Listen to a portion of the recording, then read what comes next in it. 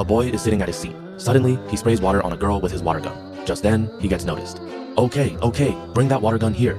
The bag is emptied onto the table. A robot, doll, hammer, wrench, sausage, cold drink can, and a toy sword-like item come out of the bag. Everyone gets surprised. Can these really be pens? Yes, these are pens. He removes the cap and writes on paper. Who brings all this stuff to class? Did you come here to study or repair cars? These are all pens. He writes on paper again. And what about this? Snacks are not allowed in class. This is not a sausage, this is also a pen. He writes with a sausage pen. Okay, fine, but this cold drink definitely can't be a pen. See for yourself. Oh wow, it's lipstick. Who did you bring this for? This isn't lipstick. This is also a pen. He writes with it too. Wow, amazing. Okay then, this sword definitely can't be a pen.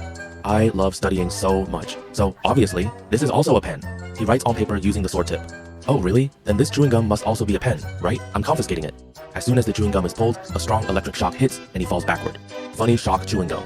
Everyone starts laughing loudly and the video ends.